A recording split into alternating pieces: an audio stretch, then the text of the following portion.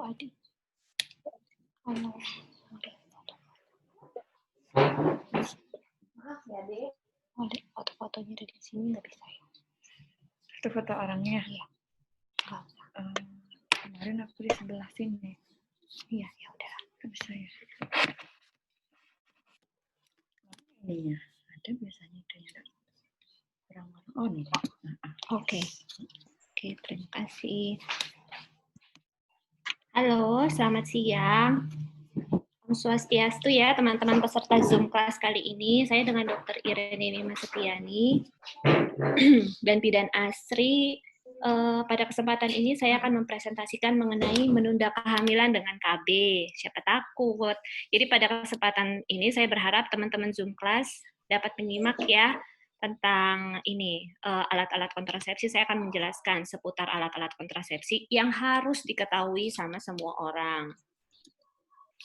Nah, di sini adalah family planning. Family planning itu adalah keluarga berencana, di mana terjadinya suatu komunikasi dan edukasi dalam meningkatkan pencapaian angka kesertaan keluarga berencana. Termaksud di dalamnya yaitu upaya mengatur jarak kelahiran anak, mencegah kehamilan yang bersifat sementara ataupun permanen.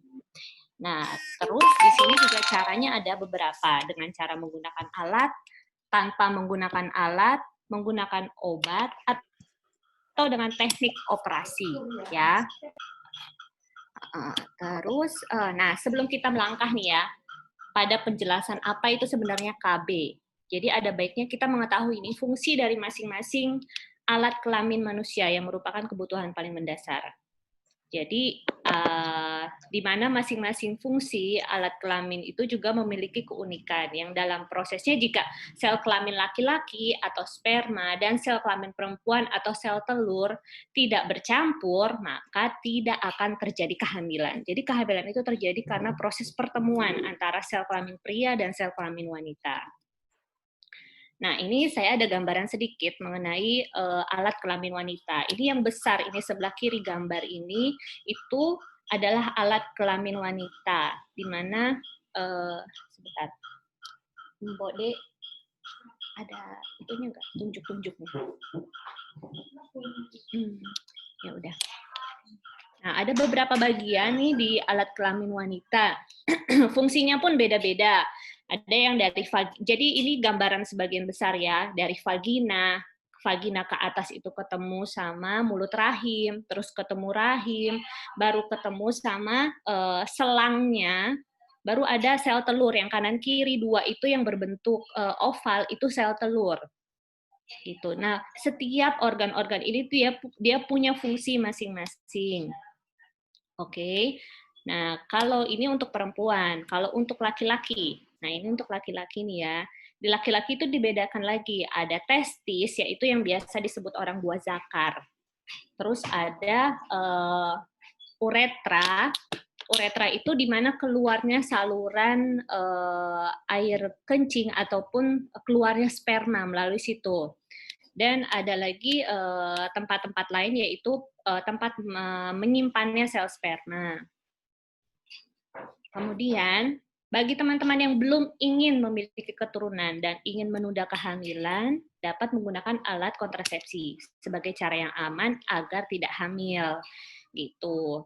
Jadi, beberapa alat kontrasepsi yang bisa digunakan ya ada dengan IUD, atau dengan kondom, atau dengan pil, dan dengan suntik. Tuh. Nah, di sini kita dalam kontrasepsi itu ada dua metode, yaitu metode dengan hormonal dan metode tanpa hormonal. Saat ini banyak pilihan metode kontrasepsi itu yang dipilih sesuai dengan keinginan dan kenyamanan masing-masing, mau yang hormonal atau yang tidak. Jadi sebelum kita mau pilih mau kontrasepsi mana, yang hormonal atau tidak, nanti saya jelaskan baru bisa menentukan mau pilih kontrasepsi yang mana. Nah, sebelum kita melanjutkan ke kontrasepsi, sebaiknya kita tahu apa sih itu hormon ya. Kan orang-orang dokter-dokter atau perawat atau bidan sering ngomong, oh itu hormonnya salah, oh itu hormonnya nggak seimbang, oh gara-gara hormon saya jerawatan, saya keluar bercak darah, saya keputihan, itu semua hormon. Sebenarnya apa sih itu hormon? Hormon itu zat kimia yang dihasilkan oleh tubuh tertentu dari kelenjar endokrin yang berguna untuk merangsang, menggairahkan, membangkitkan, mengendalikan proses pertumbuhan atau reproduksi atau meningkatkan imunitas dan juga pola hidup manusia. Nah, karena kita sedang membahas kontrasepsi, maka yang paling penting pada program kontrasepsi itu yaitu hormonnya estrogen dan progesteron, di mana fungsi hormon estrogen dan progesteron itu sangat penting untuk mendukung perubahan fisik dan perkembangan organ reproduksi wanita. Nah, sini nih kan suka nanya, apa sih tuh hormon progesteron? Apa yang membuat kita tuh, suka ada kelebihan pasien-pasien yang suka berobat, terus mereka, kok dok, saya rambut di kemaluannya kok banyak, kok bulu di ketiak saya kok banyak. Nah, yang mempengaruhi itu hormon estrogen namanya. Itu pada wanita, pada pria, estrogen pun ada di pria, tapi jumlahnya biasanya sedikit. Kalau estrogen pada pria, jumlahnya dia meningkat dari nilai normal, maka nanti si pria itu akan menurunkan rangsang seksual, jadi nggak kepingin berhubungan badan dengan perempuan, atau nanti dia tidak bisa ereksi karena hormon estrogen itu. Kalau di wanita kita nanti kalau yang hormon estrogen berlebihan, nah itu tumbuh jerawat, tumbuh bulu yang banyak, gemuk kalau tidak seimbang hormon estrogen. Itu di kita di perempuan. Kalau di pria, nah itu salah satunya tidak bergairah atau tidak bisa ereksi. Itu kalau hormon estrogen. Kalau hormon progesteron itu biasanya kalau untuk wanita dia itu mempersiapkan tubuh untuk melalui masa kehamilan. Jadi pada seorang wanita yang hamil, hormon progesteron itu akan meningkat jauh. Jadi karena fungsi hormon progesteron itu menjaga rahim itu tetap rileks. Karena rahim itu kecil sekali. Jadi kalau diisi sama bayi dia kan otomatis membesar. Nah, itu fungsi dari kerja hormon progesteron. Gitu. Tapi hormon progesteron yang tidak seimbang buat kita yaitu bisa menimbulkan pusing, mules, peningkatan berat badan, nafsu makan. Itu kalau untuk perempuan. Kalau untuk pria, fungsi hormon progesteronnya untuk mematangkan sperma, begitu. Nah, terus kita lanjutkan. Sekarang kita akan membahas kontrasepsi KB yang dengan metode hormonal, yaitu KB suntik, KB pil, KB implan, koyo KB, atau alat kontrasepsi dalam rahim atau IUD yang biasa disebut-sebutkan. Jadi kita bisa pilih antara ini. Di antara semua metode hormonal ini, dari KB pil, suntik, implan, koyo, KB, IUD, dia itu semua mengandung hormon estrogen dan progesteron. Ada yang hormon estrogen dan estrogen saja, ada yang mengandung progesteron saja, ada yang mengandung estrogen dan progesteron. Dua-duanya ada hormonnya, tergantung. Kalau seumpamanya kita mau ke puskesmas, mau berobat, terus badannya sudah gemuk, pasiennya mau pasang kontrasepsi KB, tapi mana ya dok yang nggak bikin gemuk, mana ya dok yang nggak bikin jerawatan, kan ada pilihannya, apa isinya, estrogen atau progesteron, atau mau yang dua-duanya, gitu loh. Gitu. Terus, nah, boleh saja ibu-ibu teman-teman semua pakai hormon kontrasepsi KB yang ada hormonnya, dengan catatan. Ini catatannya. Dia tidak boleh ada riwayat penyakit jantung, nggak boleh stroke, nggak punya darah tinggi, nggak boleh di keluarga itu ada riwayat kanker. Mau kanker rahim, kanker payudara, kanker hati, itu tidak boleh. Pasien dengan obesitas tidak boleh pakai kontrasepsi hormon. Itu. Pasien perokok tidak boleh, dan ada riwayat komplikasi terkait ginjal, mata, saraf, atau pembuluh darah. Ini nggak boleh ya. Jadi, teman-teman sekalian yang punya beberapa di bawah ini, nggak boleh pakai kontrasepsi hormon.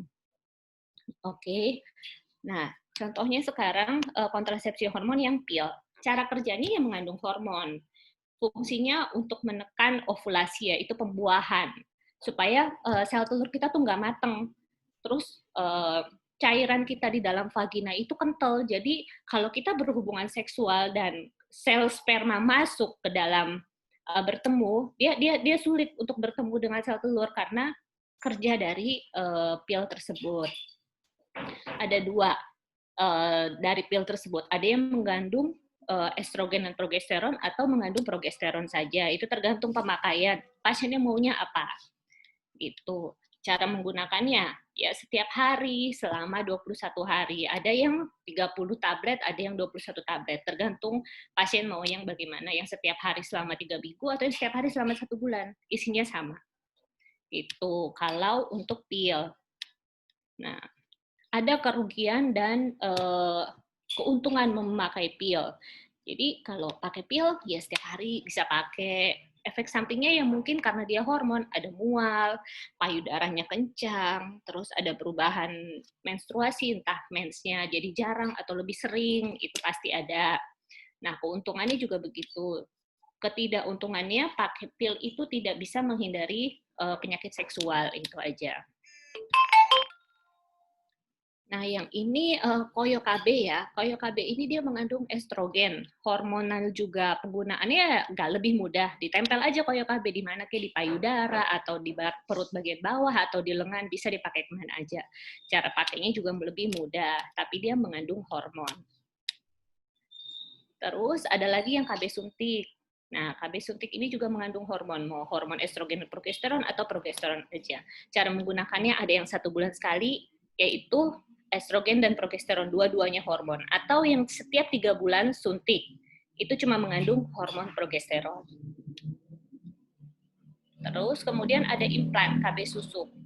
Nah, ini juga banyak yang pakai. KB susuk ini juga isinya hormon. Dia ditaruhnya tuh di bawah lengan kulit, dia mengandung hormon progesteron. Jadi selama dia dipasang di situ, jadi hormonnya masuk ke aliran darah secara berkala setiap hari dia dipakai. Nah, ini kapasitasnya dia bisa dipakai pada saat menstruasi hari pertama sama hari kelima.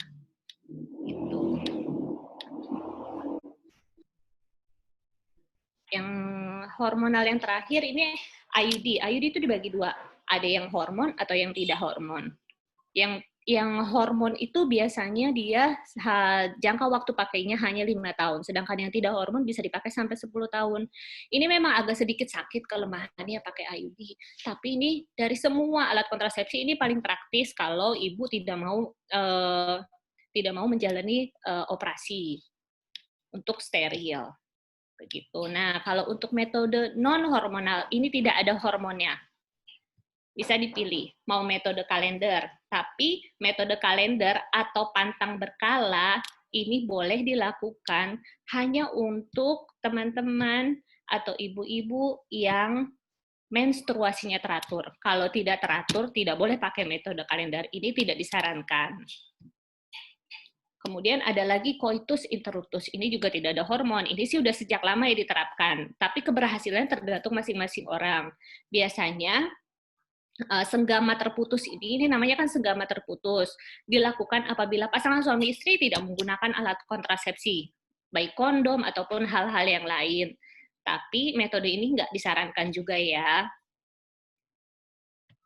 Gitu. Nah, ini ada lagi kondom. Kondom itu bisa ada kondom perempuan, ada kondom laki-laki. Tergantung penggunaannya. Dijual bebas, bentuknya kayak mangkok, lentur, tipis, penggunaannya pun lebih mudah. Kemudian yang tidak hormon lagi ada kontrasepsi spermisida namanya. Dia itu alat kontrasepsi ini belum terlalu populer sih ya dibanding jenis yang lainnya. Tapi fungsinya ini dia seperti gel. Dia dimasukkan ke dalam vagina sebelum berhubungan seksual. 10 sampai 15 menit kemudian baru boleh berhubungan seksual. Itu kalau yang spermisida ini tidak ada hormonnya, tapi lebih aman, tapi juga banyak orang yang mengeluh, banyak pasien yang mengeluh kalau pakai ini dok, kenapa ya saya sering lecet malah jadi luka-luka. Nah, tergantung sih pasien mau mintanya bagaimana. Nah, ini adalah proses operasi perempuan dan laki-laki. Kalau yang laki-laki namanya vasektomi, kalau yang perempuan namanya tubektomi. sebenarnya ini operasinya tidak terlalu berbahaya ya, ataupun tidak terlalu memakan waktu lama. Biasanya operasi ini hanya memakan waktu 15-30 menit, di mana kalau laki-laki itu diputus ataupun diikat saluran spermanya, tetap masih bisa hubungan dengan istri, tetap masih bisa, penisnya bisa tetap bisa pegang penisnya, masih bisa ejakulasi, masih bisa keluar air mani.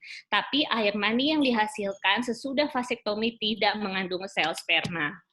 Nah, kalau untuk wanita, dia dipotong selangnya itu, di mana selangnya itu penghubung sebagai sel telur yang masuk ke dalam rahim dan ketemu dengan sel sperma. Begitu. Ini pun sangat baik ya kalau memang, tapi pertimbangannya harus benar-benar matang kalau mau melakukan sterilisasi atau operasi kedua ini, karena ini sifatnya permanen dan hanya untuk pasangan yang benar-benar yakin kalau udahlah kita udah nggak usah punya anak lagi. Kalau masih mau kepikiran punya anak lagi atau mau kepikiran oh baru 1 atau 2 ya jangan pakai yang ini. Masih banyak metode kontrasepsi yang lain. Nah, kita nih, ibu-ibu suka tanya, dokter, gimana sih efektifnya? Berapa persen sih kalau KB saya pakai? Berapa persen saya tidak hamil? Berapa persen nih kemungkinannya saya hamil? Nah, ini saya tunjukin di slide saya. Kalau operasi dan pemakai IUD itu paling tinggi presentasi supaya pasien tidak hamil, sebanyak 99,8%. KB suntik masih 94%, dan yang paling rendah yang menggunakan gel itu dimasukin ke vagina. Itu paling rendah. Dia masih tinggilah kemungkinan untuk hamil. Tapi dengan catatan, semua alat kontrasepsi masih ada kemungkinan pasien bisa hamil dengan teknik operasi sekalipun. Tuh. Oke, terima kasih. Sekarang saya jadi host.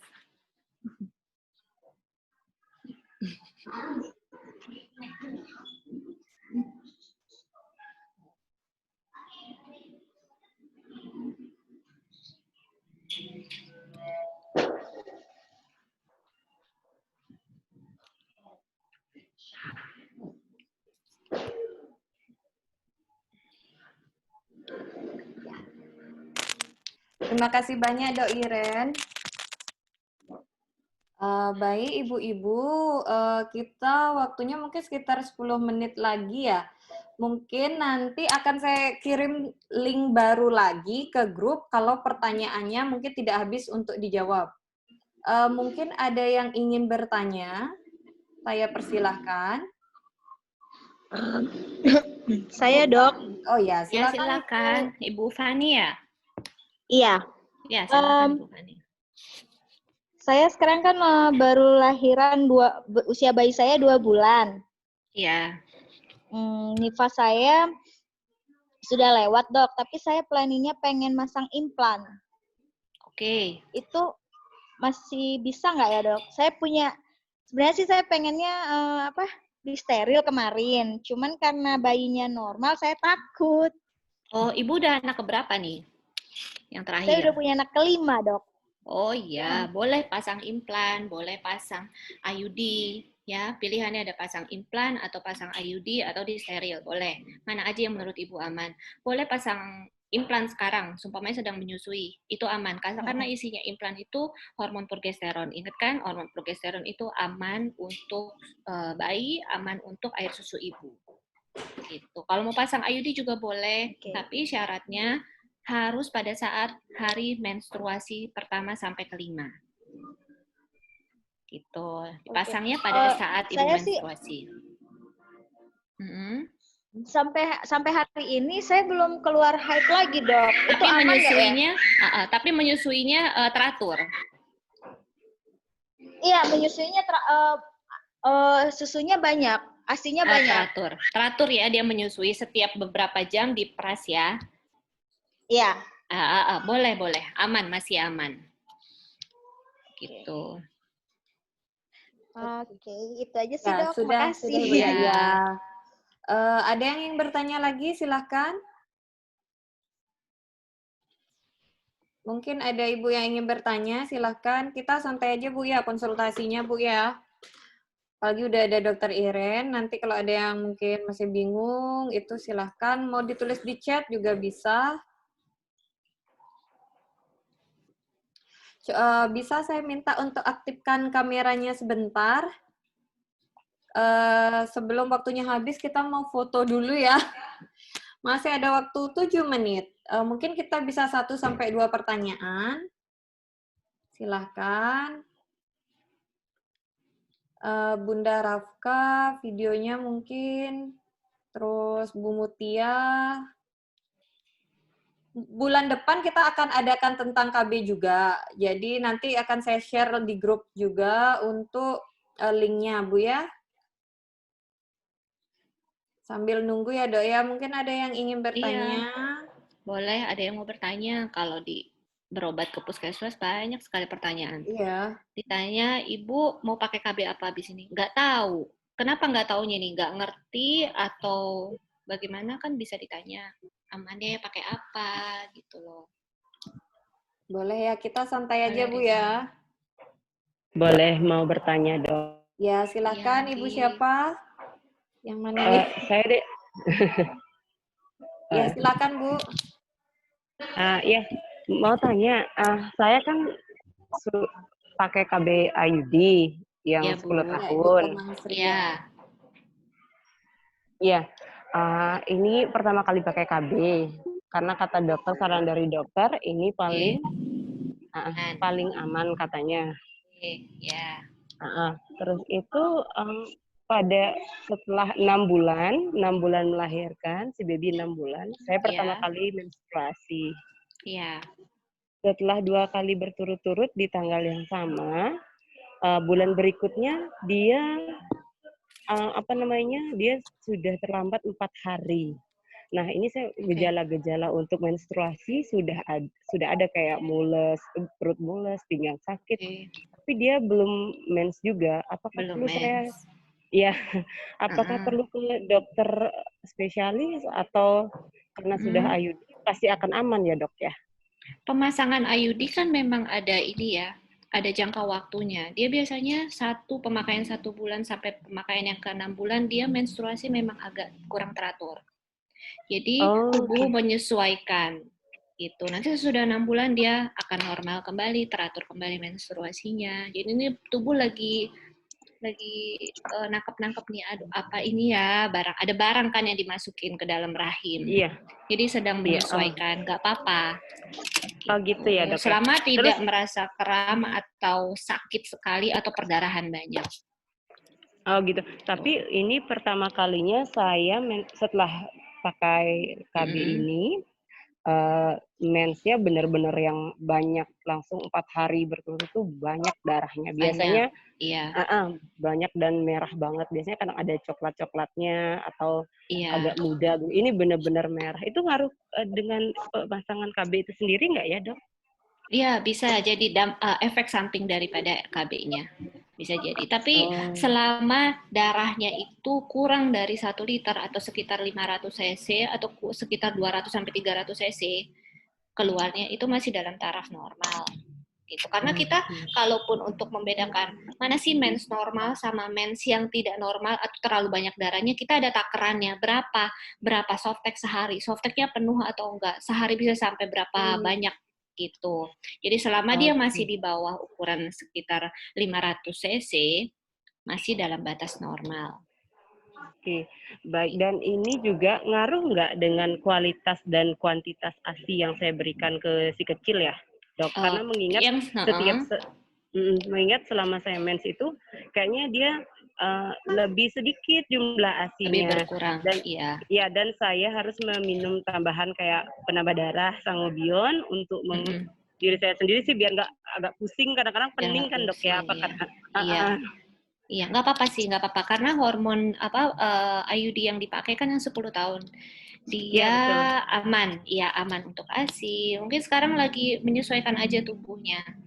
Gitu. Kalau memang ditambah sangobion juga nggak apa-apa, masih aman kok.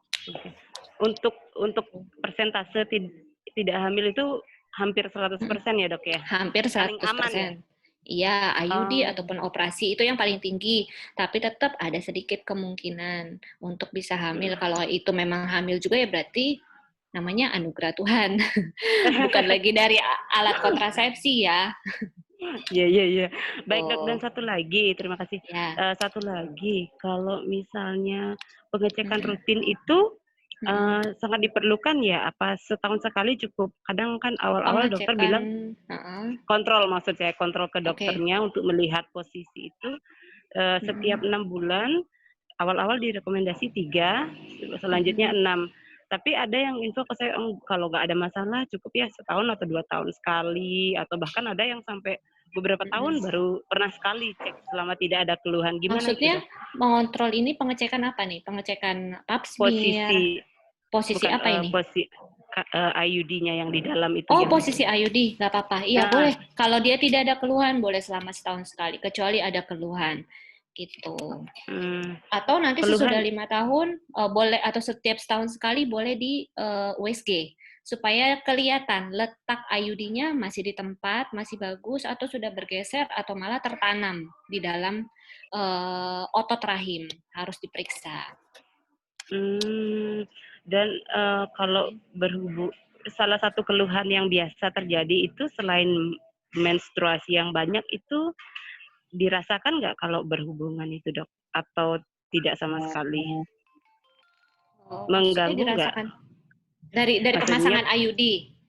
bukan pada saat berhubungan itu, apakah merasa mungkin ada rasa tidak nyaman atau apa? Sejauh ini saya kadang-kadang tidak merasa nyaman, kadang juga nggak masalah gitu loh. Nggak ada sih, nggak Kadang ada kayak gitu nggak ada. sebenarnya. Oh, nggak Iya, ada ya? heeh. Iya. Oke, oke, baik. Oke. Terima kasih infonya, dokter. Iya. Yap, mungkin ada pertanyaan lagi karena waktunya sangat Udah terbatas. habis. Oke, kalau gitu kita foto bersama dulu ya. Saya hitung sampai 3, 1, 2, 3. 1, 2, 3. Oke. Terima kasih banyak Ibu Terima ya atas kasih partisipasinya. semuanya. Sampai ketemu lagi di Zoom selanjutnya. Terima kasih banyak Dok Terima Ire. Ya, kasih. terima kasih.